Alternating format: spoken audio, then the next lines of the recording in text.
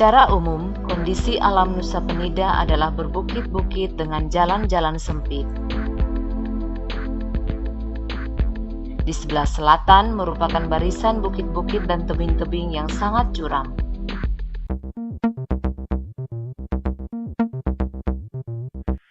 Kondisi geografis Nusa Penida sangat kering dan tidak terdapat sungai atau sistem irigasi sehingga mengakibatkan kekurangan ketersediaan air, terutama pada musim kering di daerah perbukitan.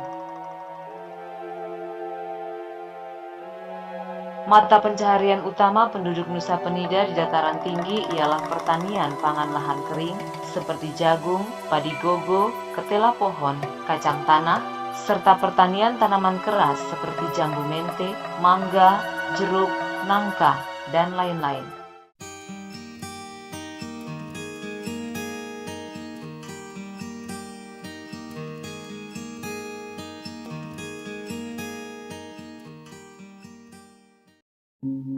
Di era tahun 80-an, Pulau Nusa Penida dikenal sebagai pulau yang gersang dan kering.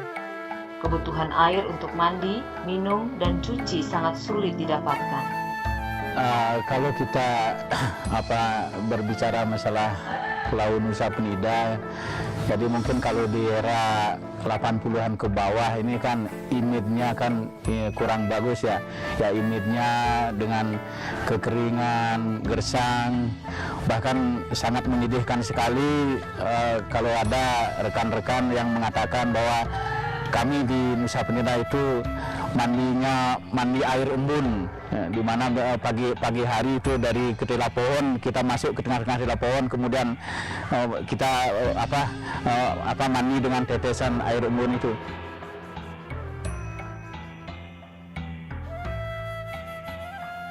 Namun hal itu tidak berlangsung lama, sebab pada tahun 88 Camat Nusa Penida mengundang yayasan untuk datang di Pulau Nusa Penida guna membantu memperbaiki lahan kritis dan masyarakat yang miskin.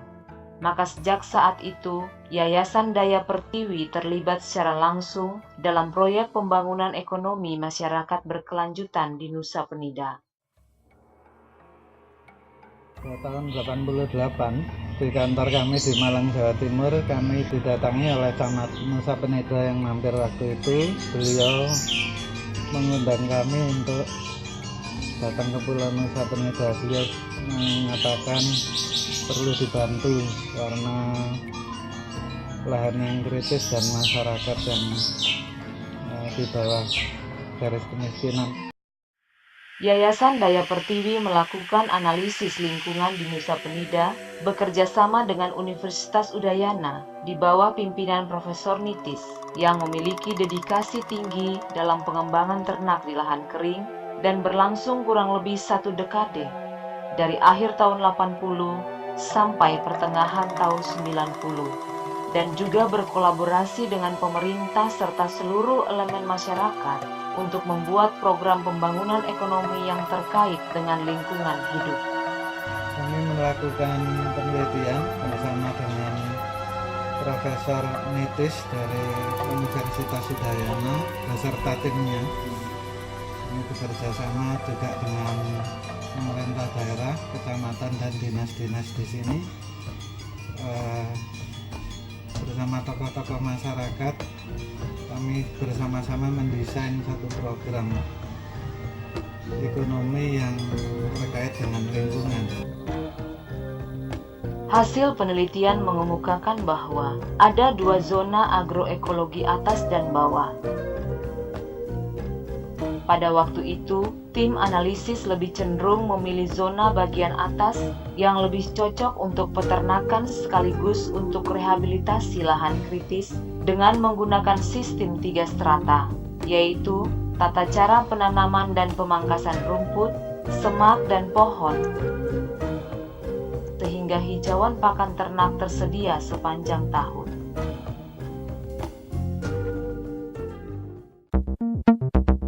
Hasil yang ingin didapatkan dari penggunaan sistem 3 strata ialah ketika musim hujan, ternak dapat langsung memakan rumput yang subur. Di antara musim hujan dan kemarau, ternak diberi makan rumput serta semak. Dan ketika musim kering, ternak dapat memakan daun dari pohon-pohon sekitar. Hasilnya ialah kenaikan berat badan dari ternak cukup baik.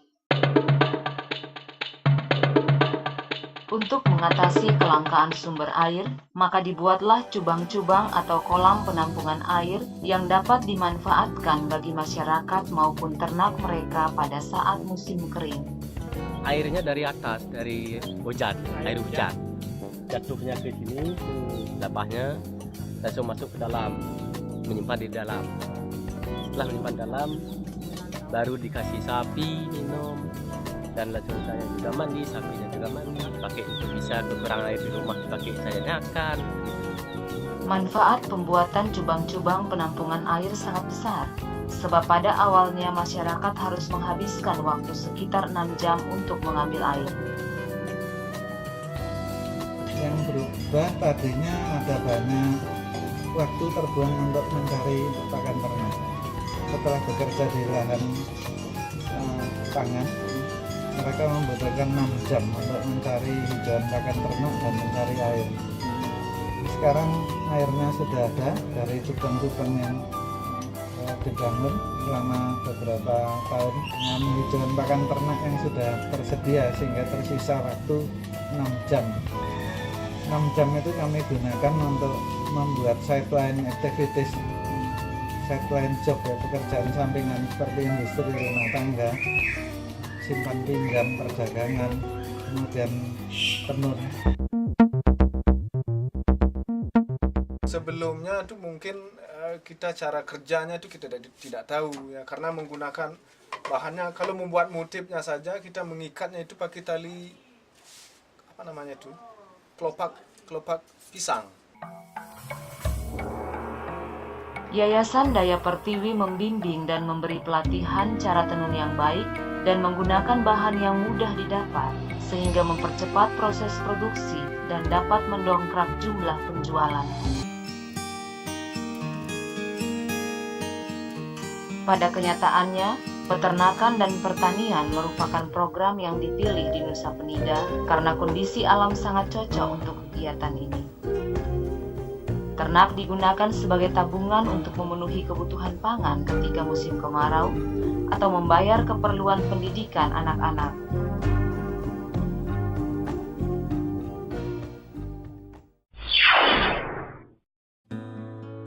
Walaupun Yayasan Daya Pertiwi memulai kegiatannya di Nusa Penida pada akhir tahun 80-an, namun kegiatan-kegiatan hingga awal tahun 90-an dimulai dengan skala kecil karena seluruh kegiatan didanai swadaya yang terbatas. Pada pertengahan dekade 90-an, kegiatan berkembang pesat dalam skala lebih besar atas kerjasama Yayasan Daya Pertiwi dengan EED Jerman. Sejak 2012 hingga saat ini, Yayasan Daya Pertiwi bekerja sama dengan ICCO Belanda. Program-program ini didanai oleh lembaga dana dari Belanda, yaitu dari ICO, di mana program-program yang didanai ini merupakan program-program yang diminati dan diminta oleh masyarakat Nusa Penida. Program 2013 yang diselenggarakan oleh Yayasan Daya Pertiwi di Nusa Penida ini merupakan kelanjutan dari program-program yang pernah dilakukan oleh Yayasan Daya Pertiwi di Nusa Penida. Keberlanjutan dari program yang telah dilakukan pada saat ini berlangsung secara otomatis oleh kelompok-kelompok yang sudah dibina dalam masyarakat. Adapun program-program yang kita canangkan dan kita rencanakan untuk 2013 ini meliputi yang pertama adalah program pelestarian lingkungan, yaitu melalui penanaman hutan rakyat dengan memilih jati putih dan jeruk manis sebagai salah satu tanaman yang akan kita budidayakan di sana. Kita memilih jati putih dan jeruk manis. Bagi masyarakat di sana, jati putih itu memiliki nilai ekonomis. Begitu pula jeruk memiliki nilai ekonomis.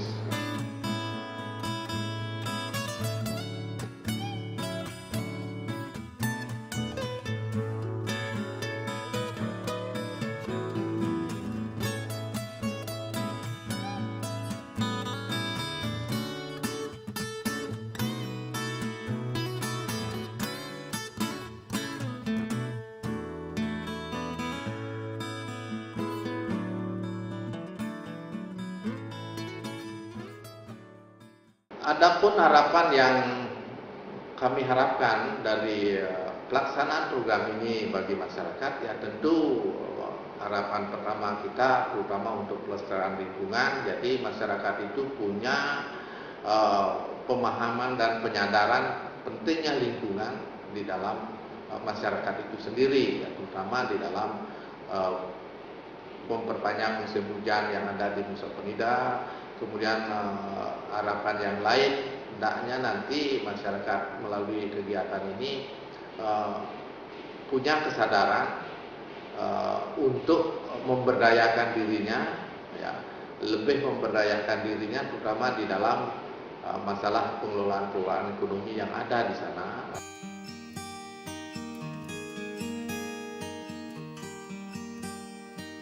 Yang menjadi harapan saya, begitu juga teman-teman, yaitu untuk meningkatkan penghasilan, gitu, penghasilan pertanian pada pokoknya.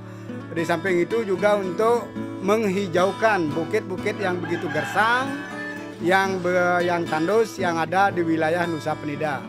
Kalau kemarin-kemarin itu image tentang Nusa Penida itu adalah identik dengan kegersangan dan ketandusan, bahwa percayalah bahwa image seperti itu secara perlahan dan pasti kita akan tiadakan.